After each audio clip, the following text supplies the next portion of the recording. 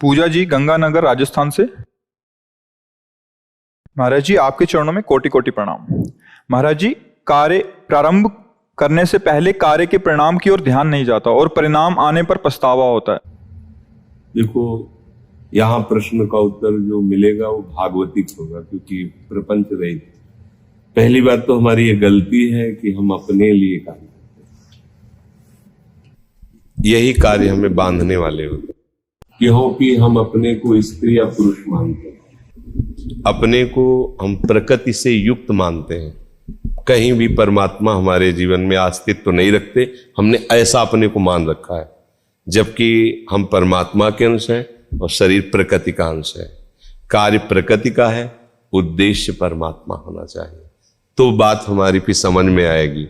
अब ऐसे तो नहीं समझ में आएगी, क्योंकि प्राकृतिक बुद्धि अध्यात्म वार्ता को कैसे समझेगी।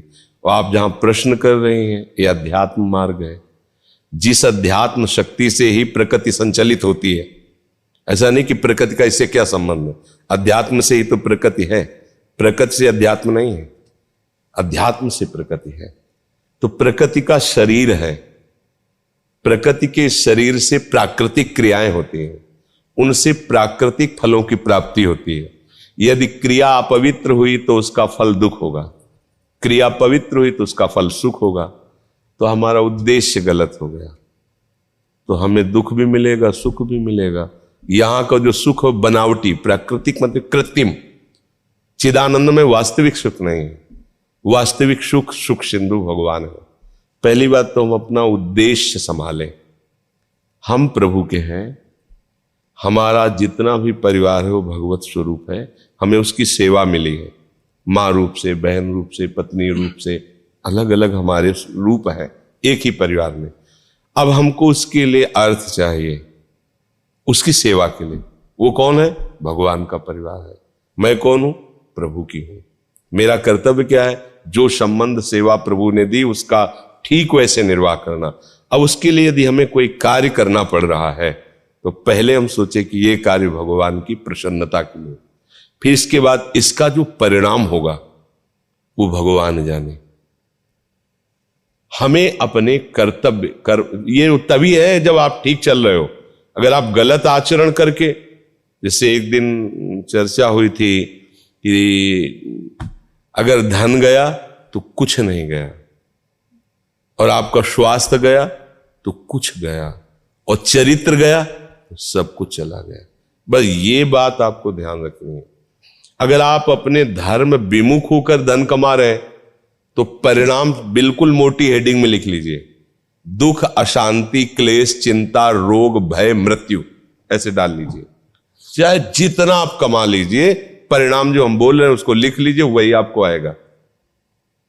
धर्म से चलोगे हो सकता है घाटा लग जाए।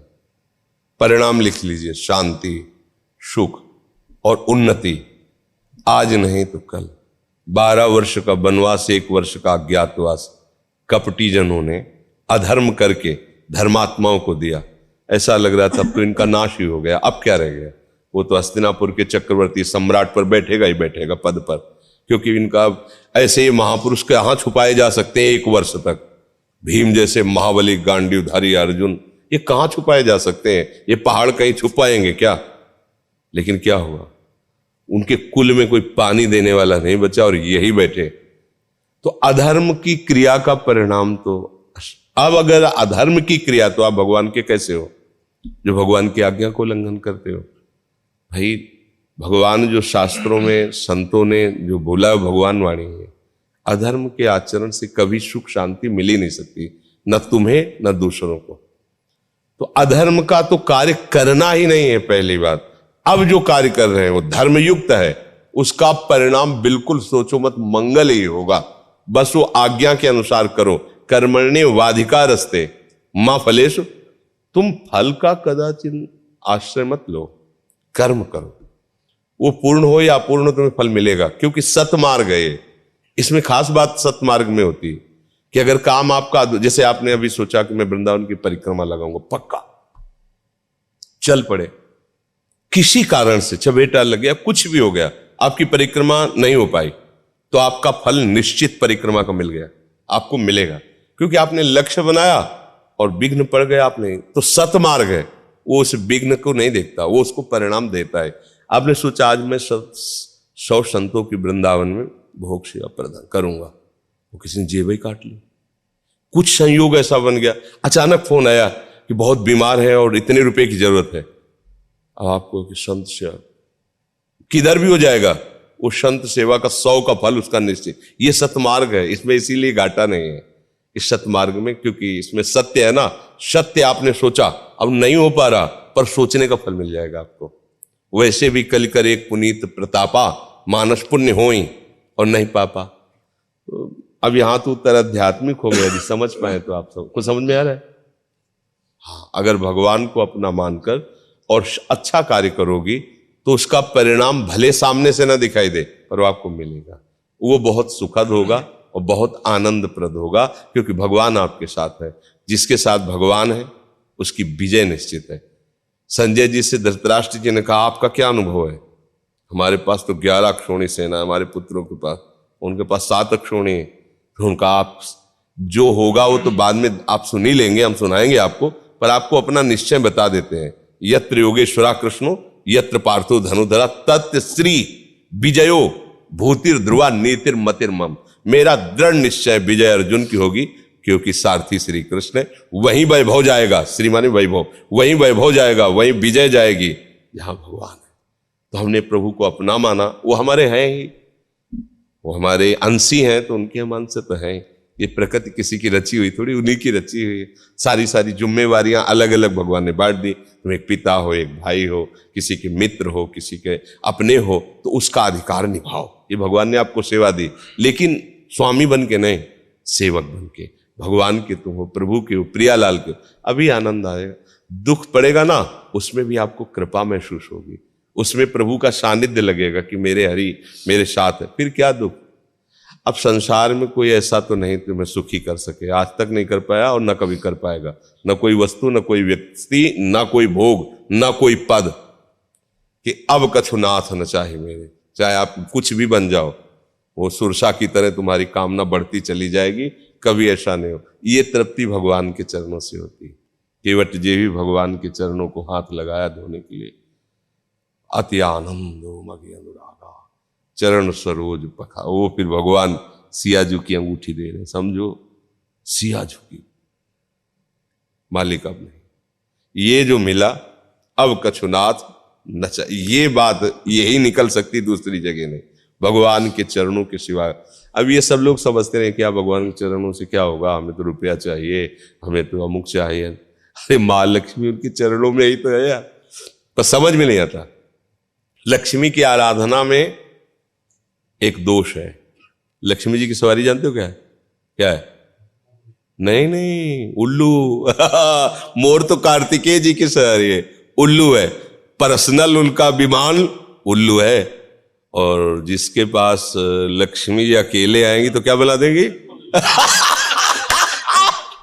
क्या अब आपको लगेगा कि कैसे बना दे? पूरा जीवन बेकार चला गया, बोले उल्लू बन गए, कुछ हाथ नहीं लगा, जा रहे काली, समझ रहे।